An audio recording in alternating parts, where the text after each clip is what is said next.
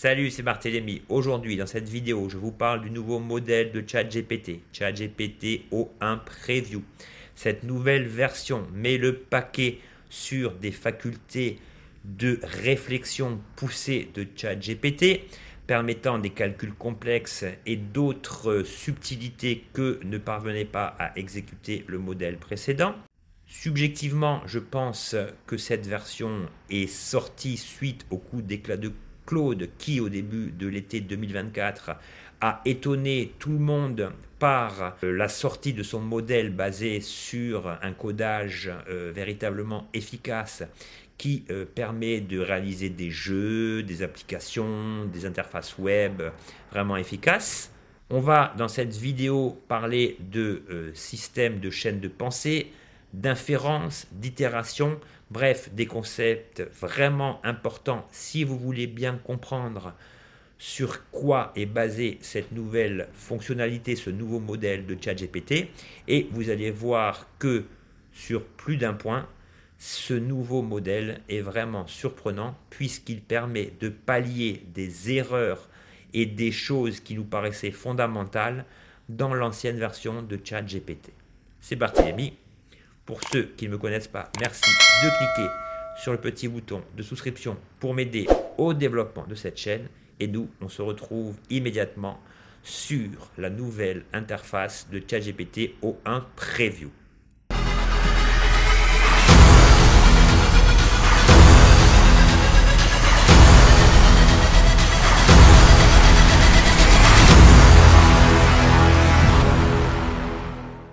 Nous voici sur l'interface de ChatGPT 4o. Alors comme vous le savez, sur cette interface, vous avez toujours des exemples de questions telles que comprendre un document technique, rédiger un rapport, créer un jeu de codage, apprendre du vocabulaire. Donc en fait, c'est des suggestions pour savoir comment utiliser ChatGPT si vous n'avez jamais utilisé ce dernier. Et ce qui est intéressant, c'est que dès que nous allons nous connecter sur le modèle O1 Preview, vous allez voir que la nature des questions va changer. Celles-ci, en fait, sont plus basées sur des axes de réflexion. Créer une énigme à résoudre, résoudre un problème de maths complexe, qui était là en premier, l'œuf ou la poule, combien de fois la lettre R apparaît-elle dans le mot. En fait, ici, il ne s'agit pas de dire, décrit, résume, parle-moi d'eux, mais de lui poser des questions qui soulèvent une sorte de réflexion. C'est pour ça que dans l'introduction, j'ai parlé de chaîne de pensée et d'inférence. On va y revenir. On voit ici que le mode de pensée ainsi que la manière dont vous allez poser vos questions vont changer. Avant de commencer nos tests, je voudrais vous apporter deux précisions. La première, c'est que pour accéder à ChatGPT O1, il faudra préalablement vous être abonné à la version 4o. Sinon, faute de quoi, vous ne pourrez accéder qu'aux anciens modèles de ChatGPT. Il faut savoir que le nombre de requêtes sur ChatGPT O1 est limité à 50 par semaine. Donc, si vous avez des recherches à effectuer sur ce modèle, ne gaspillez pas vos crédits en questions loufoques. Sachez que ce modèle est 4 fois plus cher en termes de tokens que la version 4o. Et ensuite, deuxième détail, c'est que vous disposez d'une version light en fait de 0.1 Preview qui s'appelle 0.1 Mini. Alors ce modèle est simplifié, il est également basé sur les inférences dont je vais vous parler dans quelques instants et il va vous permettre d'obtenir une réponse plus rapide. Vous allez gâcher moins de tokens et dans ce cas-là, vous allez pouvoir demander encore moins de requêtes que le modèle complet, c'est-à-dire 30 par semaine.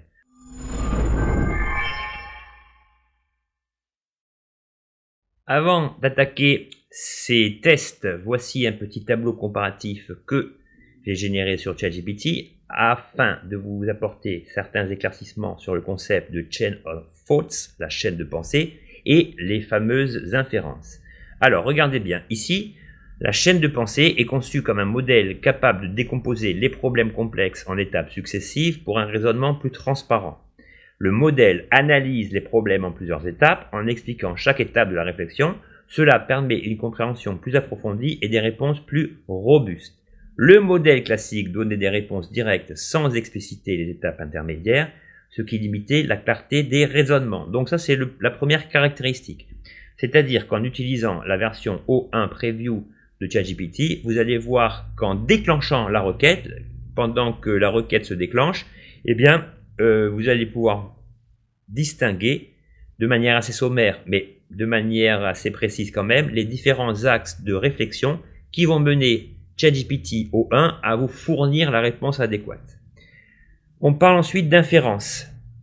Alors, pour comprendre la chaîne de pensée, eh bien, vous savez que moi qui suis un fan des prompts complexes, etc., eh bien, il y a une méthode utilisée, mais qui est assez difficile à mettre en place, c'est de ne pas se limiter à un prompt unique, mais de déclencher un prompt par rapport à son prompt précédent. C'est-à-dire, par exemple, que si votre question requiert de plusieurs axes en fait de spécialisation liés à votre requête, admettons qu'il y ait un élément politique, un élément économique, et bien plutôt que de traiter le tout en bloc, ChatGPT va d'abord rechercher tout ce qui a trait à la politique, puis dans un second temps l'économie, puis le social, etc., etc., etc. Ça veut dire que cet ensemble de réponses liées les unes par rapport aux autres vont vous apporter, enfin sont censées vous apporter du moins, une réponse beaucoup plus pertinente. Et c'est là qu'interviennent donc ces fameuses inférences. Donc les inférences, qu'est-ce que c'est? Eh bien, comme vous le voyez ici, il s'agit d'une amélioration de la capacité à déduire des informations implicites à partir du contexte donné. Le modèle est capable de détecter des informations implicites dans le texte ou le contexte de la conversation et en tirer des conclusions pertinentes. Le modèle classique avait des capacités d'inférence plus limitées et nécessitait souvent des informations explicites pour fournir des réponses complètes. Et au niveau du raisonnement que ChatGPT identifie comme causal et logique, il précise bien que ce modèle est capable d'effectuer des déductions logiques plus complexes basées sur des relations de cause à effet. Et c'est cette notion de cause à effet qui va déterminer l'énorme différence entre le modèle classique et ce modèle-ci. Donc on précise aussi, le modèle établit des liens logiques entre différents éléments d'information, facilitant ainsi les raisonnements complexes. Alors, je suis allé plus loin pour vous donner plusieurs modèles, plusieurs exemples d'inférence pour que vous compreniez bien au moment où on va procéder à notre test, ce sur quoi vous allez devoir vous baser. Alors, regardez bien. Une inférence. Alors, vous avez plusieurs typologies d'inférence. Vous avez les inférences de besoin à partir de la question. Donc, la question, ça pourrait être « Je pars en vacances la semaine prochaine, il fera quel temps à Paris ?» Alors, la première inférence est liée au fait que l'utilisateur souhaite savoir la météo qu'il fera, la période où il est à Paris, même s'il ne le dit pas explicitement. La semaine prochaine, ChatGPT est bien capable de déceler ce repère temporel. Et la réponse inférée, ici, ChatGPT répond en recherchant les prévisions météo de la semaine prochaine. Donc c'est assez basique. Le deuxième type d'inférence basé sur des préférences implicites, quel bon restaurant italien devrais-je essayer? Donc là, si on se met dans la peau de la personne qui cherche le restaurant, eh bien celui-ci, évidemment, comme tout le monde, cherche un restaurant au prix raisonnable et à une qualité au rendez-vous, je dirais.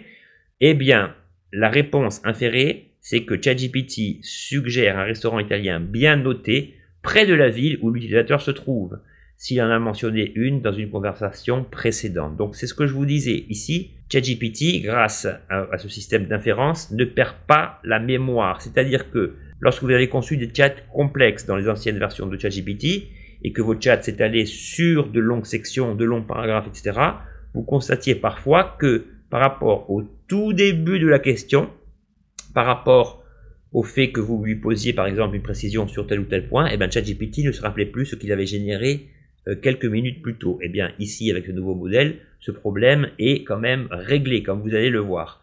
Bon, ensuite vous avez l'inférence du contexte émotionnel. Je n'arrive pas à me concentrer aujourd'hui, donc là c'est une information assez vague.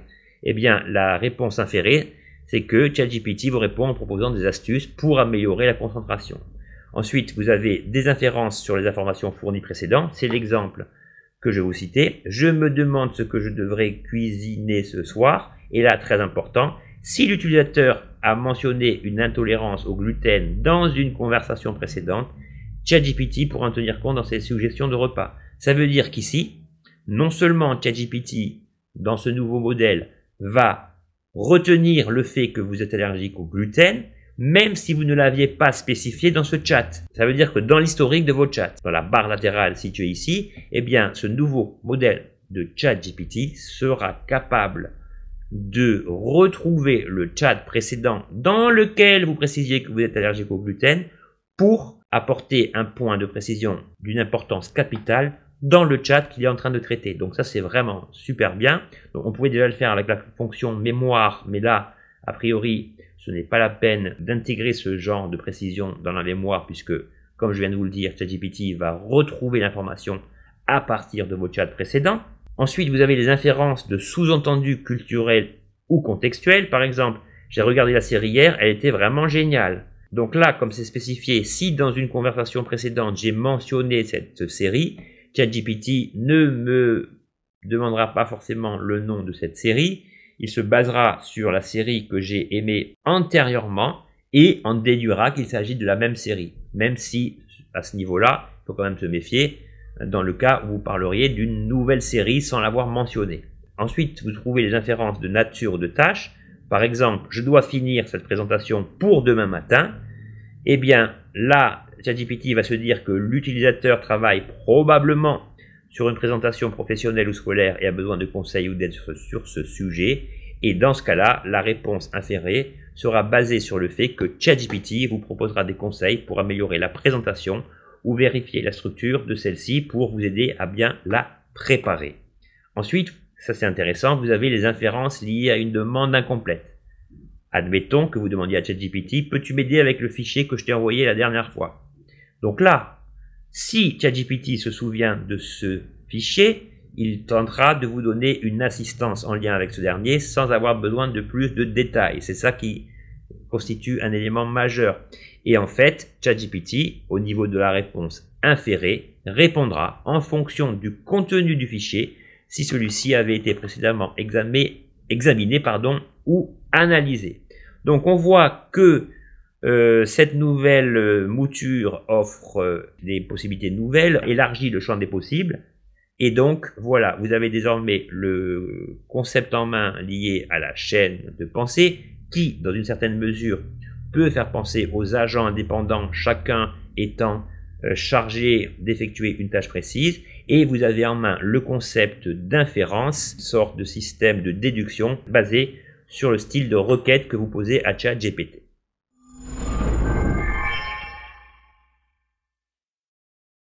Alors, au niveau du premier test, je voudrais rappeler une petite anecdote. Rappelez-vous, quand ChatGPT Vision est sorti, eh bien, on était tous ébahis par la capacité de ce dernier à analyser des images, des croquis, des infographies complexes. Mais, pourtant, pour certaines opérations basiques, comme le fait de compter, par exemple, des balles de ping-pong sur une photo, celui-ci était incapable de le faire. Eh bien, avec la version 4o, on retrouvait ce même problème, non pas au niveau des images, mais au niveau du calcul simple que nous demandions à ChatGPT.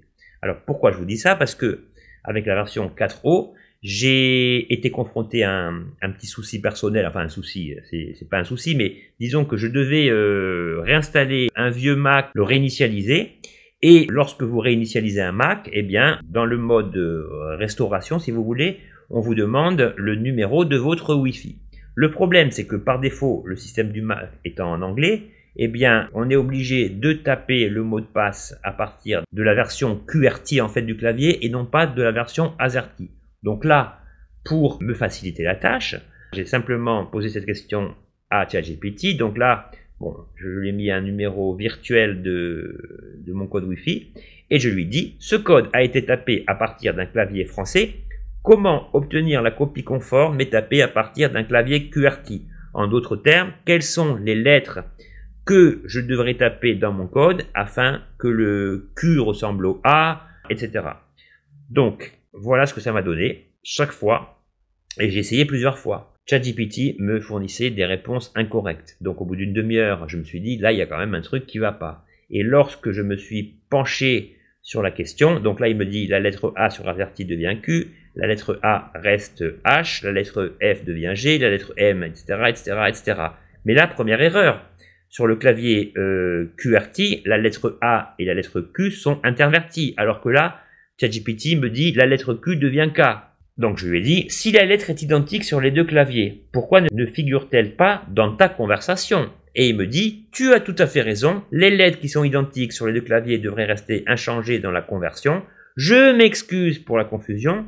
Voici la conversion correcte en prenant en compte uniquement les touches qui diffèrent entre clavier AZERTY et un clavier QWERTY. Je me suis dit, c'est top, c'est gagné, tout va bien rouler.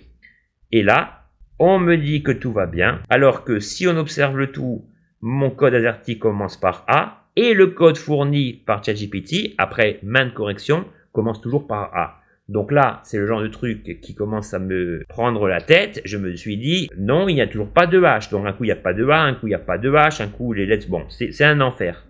Puis, 2 jours après, donc le 12 septembre, je me suis dit, ben tiens, je vais tenter la même chose avec la version O1 Preview. Donc j'ai posé exactement le même prompt. Donc là, ChatGPT me décrit la méthode. Et là, en 3 minutes, voici donc la bonne correspondance entre mon code initial tapé sur un clavier AZERTY et le code que je dois taper donc pour obtenir la même chose sur le Mac au moment où je rentre mon code.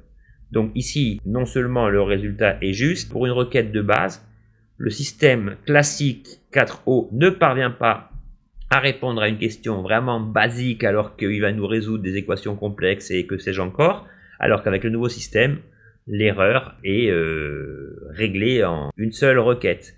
Donc, ce qu'il y a de bien, c'est que ici, j'ai la correspondance, donc je n'ai plus qu'à copier-coller ce code. Enfin, le copier-coller, non, parce qu'il s'agit de l'insérer dans un autre ordinateur, mais en tout cas de l'utiliser tel quel. Ensuite, vous avez l'explication, donc le A devient le Q, le R reste R, etc., etc. Et ce qui est intéressant, donc là, voilà, j'ai le code complet, c'est que ici, on a quelque chose qu'on ne parvenait pas à réaliser. Et ce qui est intéressant, on va le voir en direct, c'est que lorsque vous posez une question dans cette nouvelle mouture de ChatGPT, celui-ci en fait nous montre la chaîne, enfin un semblant de chaîne de pensée qui est la base de sa façon de penser, de sa méthode de réflexion. Et si je clique ici, voilà comment ChatGPT a procédé: traduire un code, comprendre la correspondance des claviers, déchiffrer les différences, naviguer entre les claviers, explorer les différences, réaffecter les lettres, comparer une nouvelle fois les claviers, comparer les configurations, réflexion sur la correspondance, saisir les codes. En fait, l'aspect vraiment intéressant, c'est que ici, même si on n'obtient pas l'intégralité de la chaîne de caractères correspondant au raisonnement précis et spécifique de cette version de ChatGPT, on a quand même une idée de la manière dont ChatGPT a réfléchi. Et ça, c'est vraiment impressionnant. Donc, il est certain, si vous voulez, avant même d'aborder les nouveaux tests, que cette version O1 Preview de ChatGPT est parfaite pour tout ce qui est mathématiques, sciences et codage. Pour tout ce qui est traitement de texte, on le verra, la version 4O suffit amplement, même si certaines subtilités sont à noter comme nous allons le voir. Enfin, vous l'avez compris, ce modèle est vraiment efficace lorsqu'il s'agit de résoudre quelque chose d'assez simple et plus complexe comme nous allons le voir, alors que la version initiale ne le permettait simplement pas.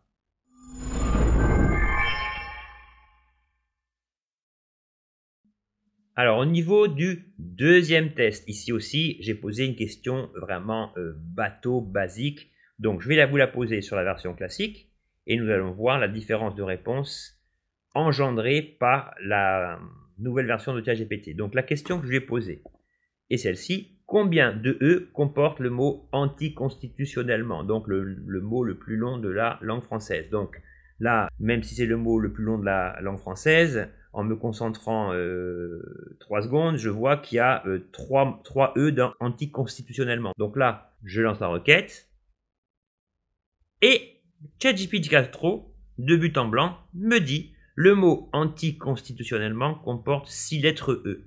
Donc là, c'est quand même incroyable qu'un modèle aussi complexe ne parvienne pas à résoudre une question aussi bébête. Alors, ici, vous avez la possibilité, rappelez-vous, de switcher au sein du même chat d'un modèle à l'autre. Donc là, je vais lui poser exactement la même question.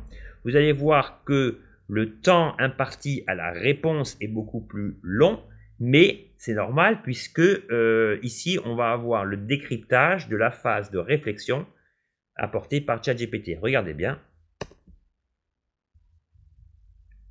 Donc là, vous voyez qu'il y a marqué réflexion en cours. Au bout d'un moment, vous avez une petite flèche qui apparaît, vous pouvez cliquer dessus, et là, vous allez voir en direct le processus de résolution en fait de votre requête en direct. Et là, regardez bien, je suis désolé pour l'erreur précédente, le mot anticonstitutionnellement comporte 3 lettres E. Et j'ai essayé avec plusieurs mots, systématiquement, la version classique me donne des résultats erronés. Donc, enfin, ce problème est réglé parce que c'est quand même fou, une IA qui est number one dans le monde entier soit incapable de compter jusqu'à 3. Bon, ça c'était une petite réflexion personnelle.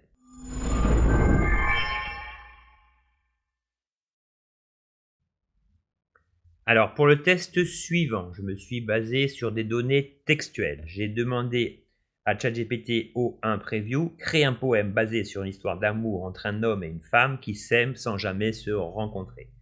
Et là, voilà les premières limites. La première ligne doit finir par un mot finissant par « et », la deuxième par « i », la troisième par « et », la quatrième par « i ». Idem pour la structure du poème dans son intégralité. Alors voilà le décryptage de la méthodologie de pensée de ce nouveau modèle. Donc, j'écris un poème sur l'amour dévoué entre un homme et une femme, nanana, création poétique, créer le problème en français, donc créer un problème en français de 3-4 strophes, chaque strophe de 4 lignes avec un schéma de rime. C'est intéressant, je choisis des mots se terminant par et i pour les lignes terminales. Donc là, ce qui est intéressant, c'est que ChatGPT nous dit c'est intéressant, donc il donne un avis sur la requête que je lui ai posée. Je suis en train de décortiquer un poème qui parle d'un homme seul écrivant des mots doux à l'ombre de la nuit, tandis qu'une femme entend ces mots depuis l'autre côté, leur destin étant inextricablement lié malgré la distance palpable. Donc ensuite, il nous décrit la manière dont il organise les quatrains, et au niveau du résultat final, voilà le poème. Dans un rêve étoilé, un homme solitaire écrit des mots doux, secrets murmurés à l'écho de la nuit. Donc dans cette première partie, on voit qu'ici, si l'on s'en tient à ma requête, ici, il s'agit du verbe à la troisième personne du singulier, un homme écrit.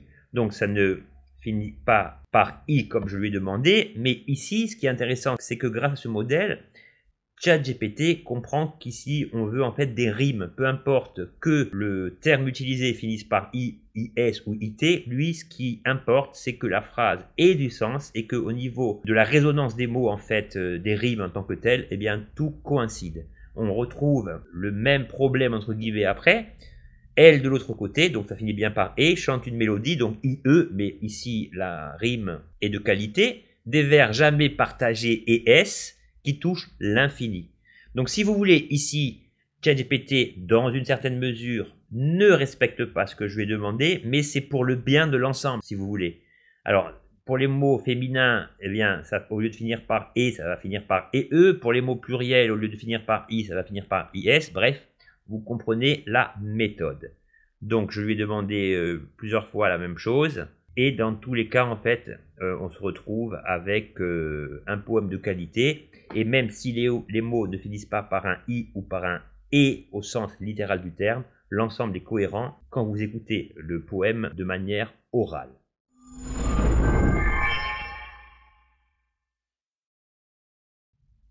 Pour cet exemple, j'ai tapé un prompt classique que j'ai en premier lieu soumis à ChatGPT 4o, puis à sa version moderne.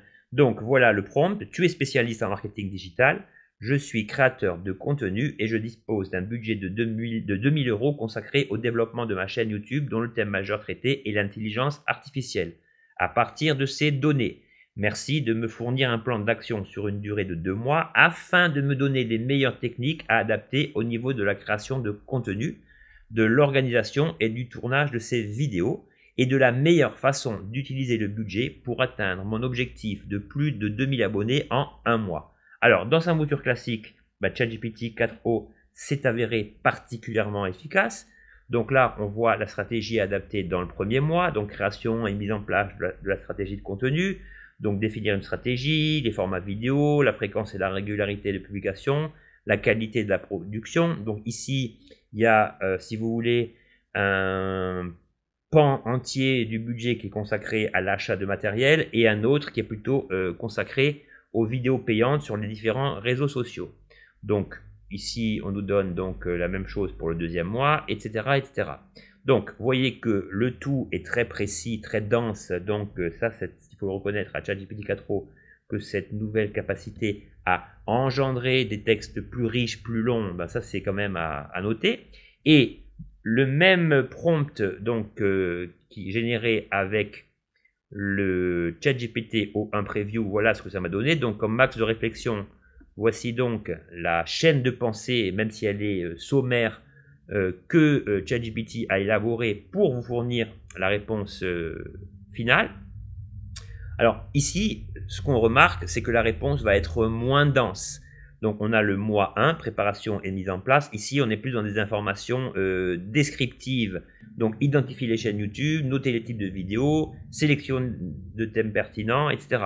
Les conseils liés à l'achat de matériel sont les mêmes, mais présentés de manière différente. Si vous voulez, les deux en fait vous offrent une réponse similaire mais formellement différente. Dans le premier, on a un texte beaucoup plus littéraire, beaucoup plus fourni, alors qu'ici, on a quelque chose de beaucoup plus descriptif, de beaucoup plus fonctionnel si vous voulez.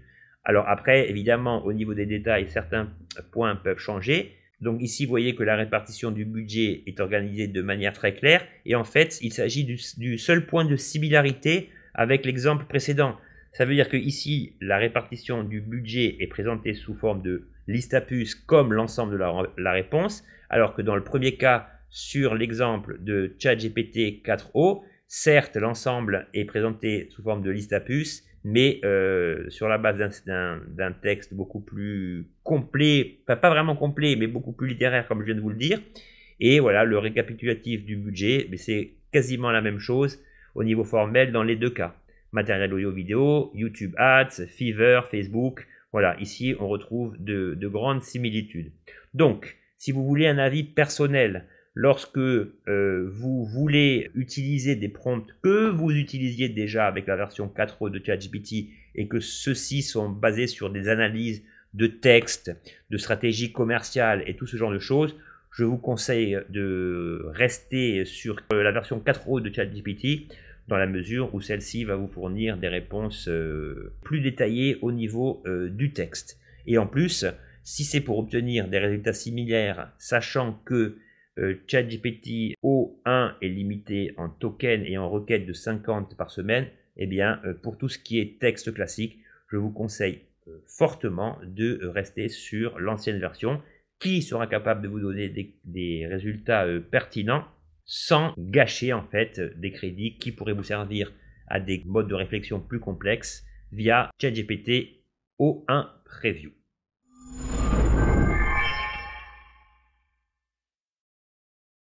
Donc pour ce test, j'ai demandé à ChatGPT, on va le faire ensemble en direct, explique-moi en détail la théorie du chat de Schrödinger. Donc vous savez que le chat de Schrödinger, on ne sait pas s'il est dans la boîte ou non. Et ça, c'est un concept qui est utilisé pour expliquer des phénomènes liés à la physique quantique. Donc, pour ceux qui ne connaissent pas, eh bien, vous allez voir le type de réponse que vous fournit ChatGPT 4o. On y va. Donc voilà, la théorie du chat de Schrödinger, ou plus précisément l'expérience de pensée du chat de Schrödinger, est une illustration célèbre développée par le physicien autrichien Erwin Schrödinger en 1935. Elle a pour but de souligner les problèmes et les paradoxes liés à l'interprétation de Copenhague de la mécanique quantique qui décrit comment les systèmes physiques évoluent à l'échelle atomique. Donc ici, vous avez toute la décomposition de l'explication relative à ce chat de Schrödinger. Donc, ce qui est intéressant, c'est qu'au niveau du scénario, voilà, c'est les éléments qu'on veut obtenir, c'est ça. Un chat est placé dans une boîte fermée et opaque, de sorte qu'on ne puisse pas voir ce qu'il se passe à l'intérieur. À l'intérieur de la boîte, il y a un mécanisme lié à un atome radioactif qui a une chance de se désintégrer ou de ne pas se désintégrer en 1 heure. La probabilité de désintégration est de 50%. Donc, 2 cas de figure. Si l'atome se désintègre, il déclenche un mécanisme qui brise un flacon de poison mortel, tuant ainsi le chat. Si l'atome ne se désintègre pas, le chat reste vivant. Et donc, selon l'interprétation de Copenhague, tant que la boîte est fermée et que personne n'a observé ce qu'il s'y passe, l'atome est dans un état de superposition. C'est-à-dire qu'en fait, il est à la fois désintégré et non désintégré. Et donc, par extension, le chat est à la fois mort et vivant en même temps. Donc ça, c'est le fameux théorème, enfin la fameuse analyse de notre ami Schrödinger. Donc vous voyez que ici, on analyse en fait la manière de penser de Schrödinger. C'est très intéressant. Donc voilà, interprétation des mondes multiples, l'interprétation de Copenhague, les théories de la décohérence. Donc ces théories expliquent que les objets macroscopiques comme les chats ne peuvent pas être dans des états de superposition à cause des interactions constantes avec leur environnement. Vous voyez que la réponse est de qualité. Maintenant, nous allons tester la même question sur le nouveau modèle de ChatGPT. On y va. Donc comme d'habitude, la réponse va mettre un petit peu plus de temps à se générer puisque ici nous avons des axes de réflexion en cours. Alors il y en a qui vont râler, qui vont dire ouais c'est plus long, c'est plus long. Bon, je veux bien qu'on soit quand même dans une société où tout va vite, mais on peut quand même se permettre d'attendre 10 secondes ou 20 secondes de plus pour une réponse. Ça ne va pas retarder davantage notre journée. Donc ici, on voit que, comme dans le cas précédent, les réponses au niveau des paragraphes semblent être moins fournies, mais si vous voulez une explication rapide, cohérente, concise, eh bien ici, vous voyez que les principaux axes sont beaucoup mieux mis en valeur. Bon, ici, vous pouvez voir donc les axes de réflexion. Les axes de réflexion, voilà, ici, il y a même un ajustement du style par rapport à la requête qui a été créée avec ChatGPT 4o. Donc ici, on vous explique le contexte. On vous explique qu'en mécanique quantique, les particules subatomiques comme les électrons et les photons peuvent exister dans une superposition d'états, alors que ce point n'était pas explicitement révélé dans la version précédente. Ici, on vous explique ce qu'est un principe de superposition. On vous explique que le dispositif comprend un chat vivant, une source radioactive, un détecteur de radiation, un flacon de poison mortel, et on vous explique le déroulement. Et là, on retrouve à peu près le même contenu. Si l'atome radioactif se désintègre, le détecteur enregistre cette désintégration activant le mécanisme qui brise le flacon de poison tuant le chat. Et dans le cas contraire, eh bien, rien ne se passe. Et ici, ce qui est intéressant, c'est qu'est mis en avant le paradoxe, le chat mort-vivant. Et on vous explique que selon la mécanique quantique, jusqu'à ce qu'une observation soit faite, l'atome est dans une superposition d'états désintégrés et non désintégrés dans le même temps, et par conséquent, le chat est simultanément mort et vivant tant que la boîte reste fermée. Donc, vous voyez que ici, tout est bien mis en évidence, et c'est pour ça que lorsque vous traitez comme ça des questions basées sur des sciences comme ça, complexes comme la mécanique quantique, la physique quantique, etc., eh bien, au niveau de la forme, même si effectivement le tout ne semble pas être présenté de manière littéraire, eh bien, au niveau de la compréhension, les principaux axes, les principaux éléments déterminants en fait du concept demandé sont beaucoup mieux mis en valeur et favorisent la compréhension. Donc, dans ce cas-là, lorsque vous traitez du texte lié sur, je ne sais pas moi, par exemple, une théorie scientifique, une méthode liée au web marketing, tout ce genre de choses, eh bien, dans ce cas-là, je vous conseille d'utiliser plutôt la version O1 de ChatGPT.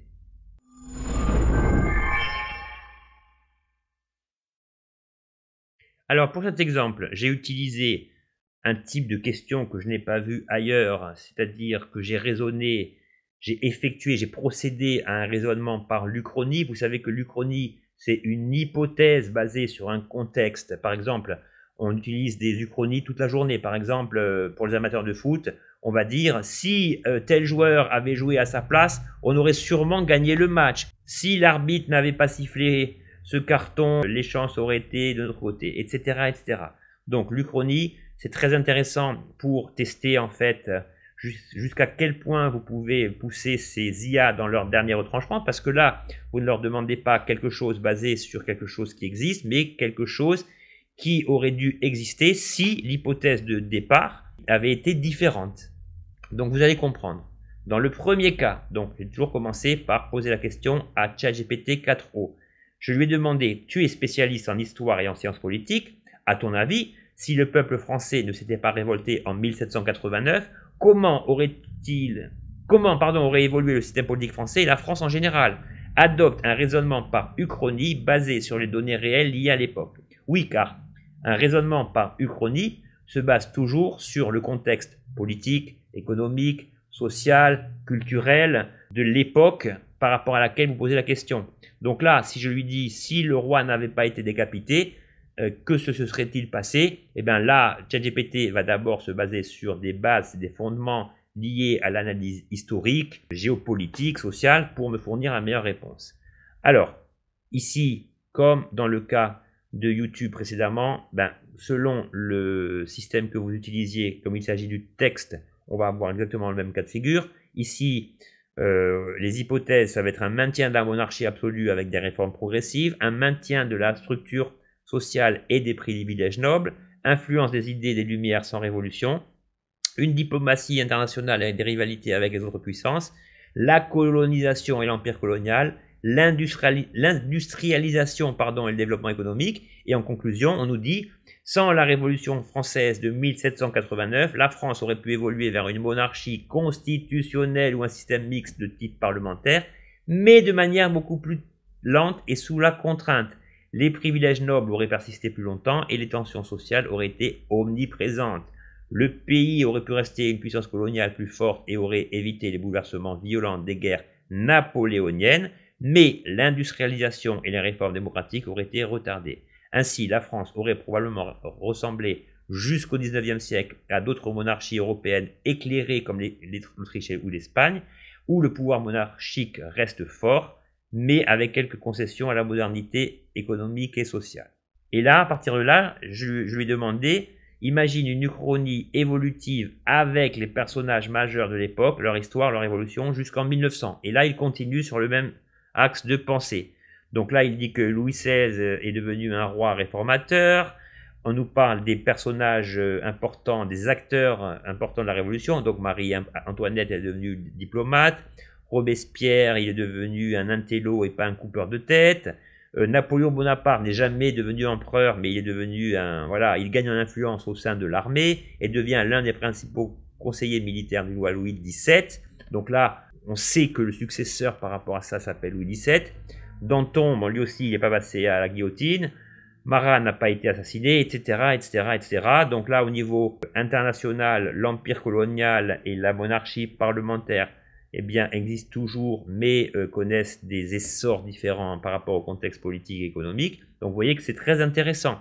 Et vous pouvez même vous en servir si vous voulez écrire un bouquin, etc., pour vous fournir des idées basées sur un fait historique, par exemple. Donc j'ai essayé, par exemple, avec deux trucs différents.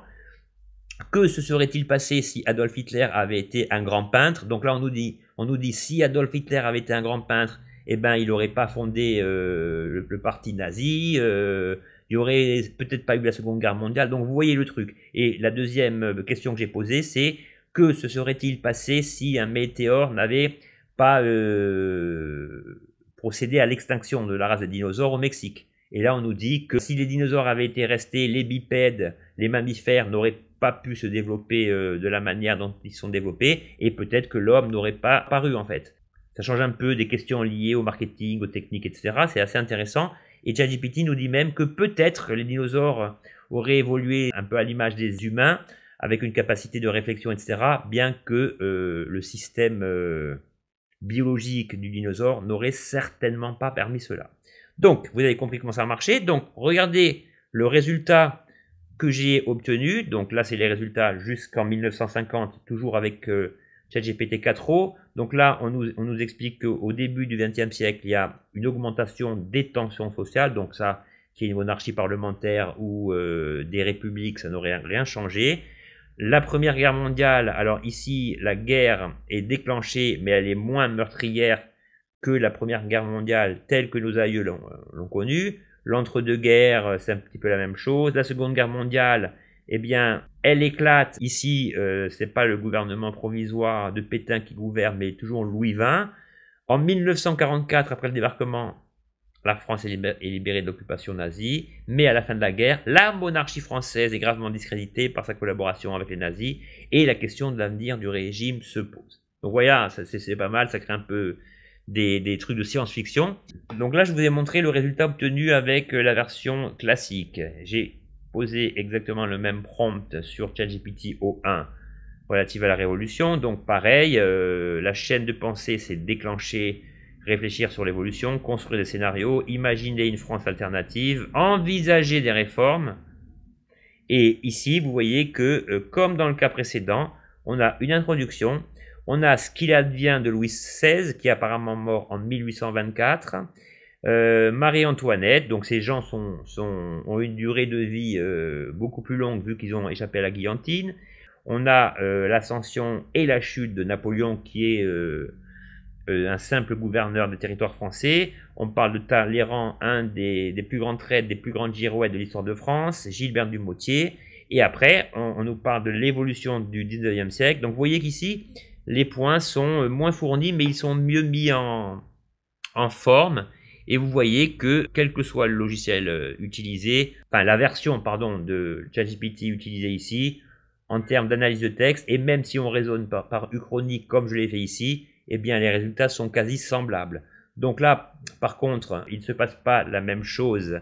On a une seconde guerre mondiale alternative. Donc là, on nous précise, dans les années 1930, la montée du fascisme en Italie et du national-socialisme en Allemagne crée des tensions. Cependant, sans l'humiliation du traité de Versailles, donc qui n'a pas eu lieu ici, l'Allemagne de Weimar réussit à stabiliser sa démocratie avec le soutien de la France et du Royaume-Uni. Et Adolf Hitler, un agitateur politique marginal, ne parvient pas à prendre le pouvoir. L'Allemagne se réforme progressivement, évitant le déclenchement de la Seconde Guerre mondiale telle que nous la connaissions. Donc là, vous voyez que les itérations, c'est-à-dire ce qui découle de tout ça, sont très variées et en fait nous apportent une vision, comme je vous l'ai dit, uchronique, d'éléments qui ne se sont pas passés par rapport à des événements qui initialement ne se sont pas passés non plus. Donc sur ce point, ChatGPT, quelle que soit sa version, est vraiment pertinent. Essayez, vous verrez, sur n'importe quel phénomène historique, vous allez obtenir des résultats assez surprenants et qui sortent un peu du cadre classique de ChatGPT, quelle que soit sa version.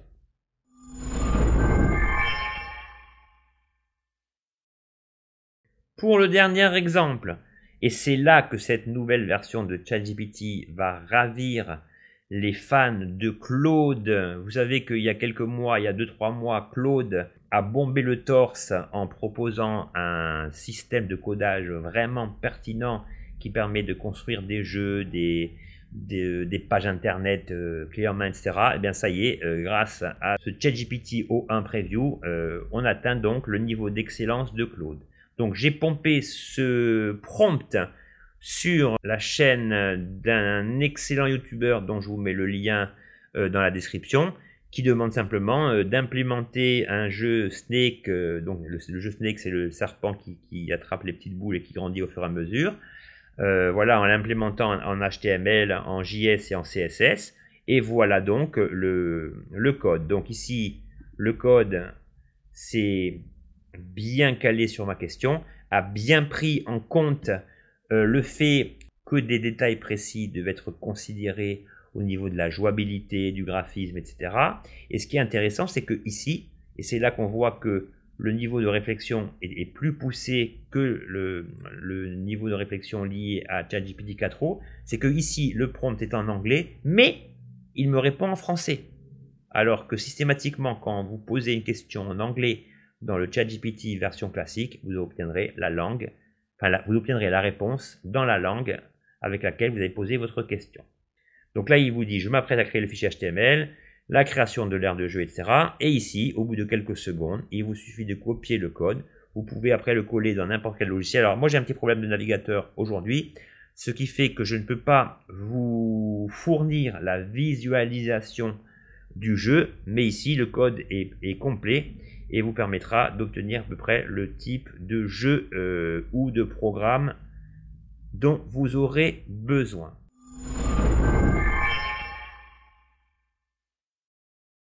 Donc voilà donc pour cette présentation dans ce type de test. Il faut prendre un petit peu de distance, de recul. Et si on parle des qualités de ce modèle, il va aussi falloir parler des limites. Alors la première limite, c'est que, évidemment, pour l'instant, cette version de ChatGPT O1 n'est pas multimodale. Ça veut dire que si vous allez, par exemple, dans l'interface de 4O, vous avez ici le trombone qui vous sert à joindre n'importe quel type de fichier, texte, PDF, image, ce que vous voulez.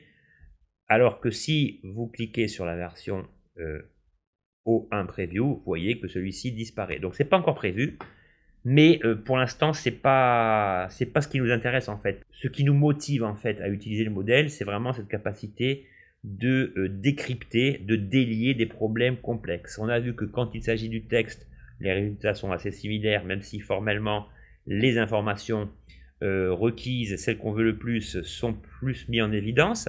L'autre limite, évidemment, c'est ce dont je vous parlais tout à l'heure, c'est-à-dire que vous ne pouvez demander que 50 requêtes par semaine dans la version O1 Preview et 30 requêtes par semaine dans la version O1 Mini. Bon, ça, on verra comment ChatGPT va faire évoluer les choses. Ma théorie, si vous voulez, c'est que ChatGPT, ils ne sont pas débiles, hein, ils ont bien vu que Claude a voulu s'imposer il y a 2-3 mois en proposant ce système ultra performant de génération de code. Et à mon avis, mais ça c'est subjectif, je me dis que en fait, ChatGPT comptait sans doute proposer ce modèle dans sa version tant attendue de ChatGPT 5, mais qu'au vu de la montée en puissance de Claude, ChatGPT a voulu envoyer un message en disant bon les cocos, Claude c'est bien beau, mais nous on est là depuis le début et on est encore là, et c'est pas parce que Claude a fait un coup d'éclat que nous on va négliger le fait de pouvoir générer du code de manière excellente